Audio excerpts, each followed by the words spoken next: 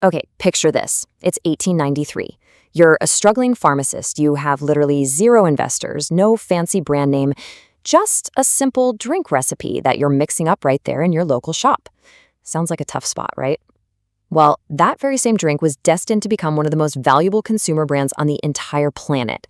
Welcome to this explainer. Today, we're going to walk through the absolutely wild roller coaster business comeback of Pepsi. So let me ask you something. What if your billion-dollar idea went bankrupt first? I mean, most aspiring entrepreneurs fear failure above absolutely everything else. But as we're going to see in this explainer, facing massive obstacles, even a total, complete collapse, doesn't actually have to mean it's the end of the road. In fact, it might just be the exact hard reset your business needs to truly explode. Now, what's really interesting about this early phase is the massive mental shift it required. Our founder, Caleb Bradham, down in North Carolina, started out just mixing his sweet concoction locally.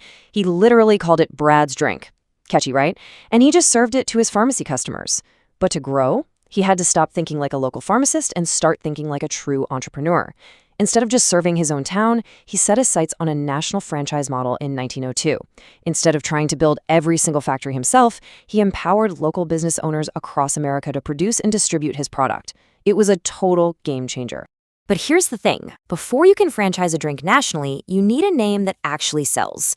Let's be honest, Brad's drink wasn't exactly flying off the shelves. So, in 1898, he made a brilliant move and renamed it Pepsi Cola. Now, where did Pepsi come from? It actually comes from dyspepsia, which is a medical term for indigestion. Back in those days, folks genuinely believed that soda fountain drinks helped settle your stomach. By naming it Pepsi Cola, Bradham made it sound modern, scientific, and, most importantly, totally trustworthy. It was an absolutely brilliant marketing pivot to hook health-conscious consumers. Let's see how this all builds, because the pacing of the story is just wild. Think about it. 1893, we get the initial drink. Fast forward to 1902, the company is officially founded. And then, just 8 years later, in 1910, there are hundreds of franchises operating all over the United States. Bradham was building an absolute empire. But then, 1923 hits. Total bankruptcy. A shocking, sudden fall from grace. I mean, what exactly happened? Well, the answer lies in a really catastrophic gamble. During World War I, global markets were thrown into total chaos, and the sugar market, which is, a pretty crucial ingredient for sweet soda, was hit incredibly hard. So, step 1, the disruption hits. Step 2, Bradham rolls the dice. He is convinced that sugar prices are just going to keep climbing, so he buys up massive, overwhelming quantities of sugar at astronomically high prices. And then, the bottom completely falls out. Sugar prices collapse. Almost overnight, Pepsi is stuck with all this ridiculously expensive inventory that is now practically worthless. The financial blow was so severe that Bradham actually lost control of his very own company. It was a crushing, devastating failure. Okay, let's dive into this next part, because here is where the legendary comeback actually begins. The Great Depression hits. Now, most companies completely panicked, right? But Pepsi, they saw an incredible opening against their giant rival Coca-Cola. While Coke was stubbornly selling a 6.5-ounce bottle for 5 cents, Pepsi decided to introduce a massive 12-ounce bottle, literally nearly double the soda for that exact same nickel. Right in the middle of a global economic collapse, they completely changed the rules of the game. They took that amazing value proposition and spun it into a catchy radio jingle that just blasted across America. More Pepsi for the same nickel. It is such a simple, punchy message, but the lesson here for any aspiring entrepreneur is incredibly profound. When your consumers are facing intense financial pressure, delivering clear, undeniable value is literally everything. People had almost no money during the Depression, and Pepsi gave them twice as much for their hard-earned cash. Because of that, sales absolutely exploded. For the very first time, Pepsi became a serious, heavy-hitting competitor to Coca-Cola. With their survival finally secured, Pepsi went totally on the offensive. They realized they needed to stop just selling a drink and start selling an identity. First, they made some truly groundbreaking moves with inclusive marketing, directly targeting diverse audiences that other major companies were, frankly, completely ignoring.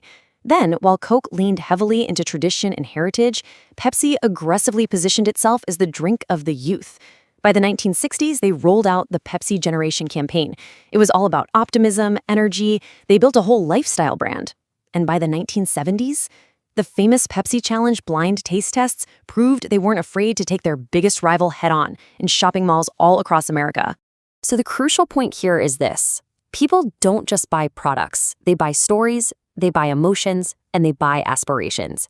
Pepsi completely mastered this concept in the 1980s by diving headfirst into celebrity marketing. I mean, they partnered with the biggest stars on the planet, most famously Michael Jackson. Suddenly, Pepsi wasn't just a refreshing beverage anymore. It was culturally relevant. It was cool. It was highly aspirational. By aligning themselves with major musicians, athletes, and entertainers, they made absolutely sure they stayed right at the center of pop culture. And this brilliantly illustrates their next big move. To survive long-term, Pepsi realized the future couldn't just be about soft drinks. They took a massive strategic leap into building an incredibly diversified portfolio. Soft drinks? Sure, but also global snack brands, sports drinks, juices, and bottled water. By acquiring and developing all these other businesses, management significantly reduced the company's risk. Think about it. If soda sales ever took a dip, their snacks and sports drinks could easily keep the revenue flowing. They transformed from a single product cola company into an absolute global consumer products powerhouse.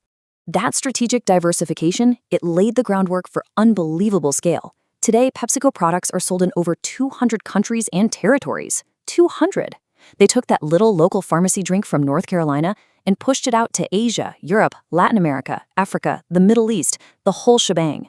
They mastered global branding while still effectively adapting to local tastes.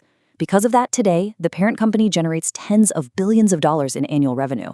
Which brings us to the core takeaway of this entire explainer. Success is rarely a straight line. Caleb Bradham had a brilliant idea, he built a huge franchise, and then he lost absolutely everything to a bad gamble on sugar prices. The company went totally bankrupt, the founder lost control, but the brand, it survived, and it thrived because of relentless adaptation. Through the Great Depression, through the fierce cola wars, these entrepreneurs just kept finding new ways to create value, innovate, and market brilliantly. They turned a total historical failure into a multi-billion-dollar success story. So, I want to leave you with this question to think about. How will you adapt to overcome your own business failures? Whether you're an aspiring entrepreneur trying to build something from scratch, or you're just navigating tough challenges in your own career, remember that a major setback, even a complete collapse, doesn't have to be the end.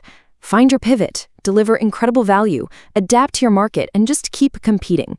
Thanks so much for joining me for this explainer. I really hope this remarkable journey inspires you to tackle your next big hurdle.